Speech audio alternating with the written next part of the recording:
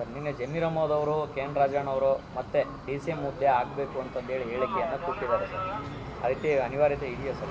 ಅಲ್ಲ, ಅವರು ಹೇಳಿರೋದು ನಾವು ಹೇಳೋದ್ರಲ್ಲಿ ಏನು ತಪ್ಪಿಲ್ಲ ಅಂತ ಅವರೇ ಹೇಳಿದ್ದಾರೆ.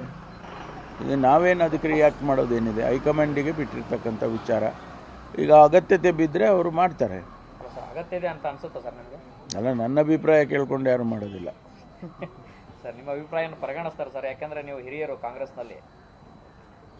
ಆಗ್ಬೋದು. Thank you. ಇನ್ನೊಂದು ಸರ್, ಸುರಾಜ್ ರೇವಣ್ಣ ಅವರು ಸರ್ ನಿನ್ನೆ ಜಮೀರ್ ಅಹಮದ್ ಅವರು ಕೆ.ಎನ್. ರಾಜಣ್ಣ ಅವರು ಮತ್ತೆ ಡಿ.ಸಿ.ಎಂ ಹುದ್ದೆ ಆಗಬೇಕು ಅಂತಂದೇಳಿ ಹೇಳಿಕೆಯನ್ನು ಕೊಟ್ಟಿದ್ದಾರೆ ಸರ್. ಆ ರೀತಿ ಅನಿವಾರ್ಯತೆ ಇದೆಯಾ ಸರ್?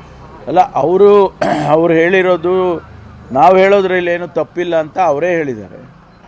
ಈಗ ನಾವೇನು ಅದಕ್ಕೆ ರಿಯಾಕ್ಟ್ ಮಾಡೋದೇನಿದೆ, ಹೈಕಮಾಂಡಿಗೆ ಬಿಟ್ಟಿರ್ತಕ್ಕಂಥ ವಿಚಾರ. ಈಗ ಅಗತ್ಯತೆ ಬಿದ್ದರೆ ಅವರು ಮಾಡ್ತಾರೆ. ಸರ್ ಅಗತ್ಯ ಇದೆ ಅಂತ ಅನ್ಸುತ್ತಾ ಸರ್ ನಿಮಗೆ? ಅಲ್ಲ, ನನ್ನ ಅಭಿಪ್ರಾಯ ಕೇಳ್ಕೊಂಡು ಯಾರು ಮಾಡೋದಿಲ್ಲ. ಸರ್ ನಿಮ್ಮ ಅಭಿಪ್ರಾಯನ ಪರಿಗಣಿಸ್ತಾರೆ ಸರ್, ಯಾಕಂದರೆ ನೀವು ಹಿರಿಯರು ಕಾಂಗ್ರೆಸ್ನಲ್ಲಿ.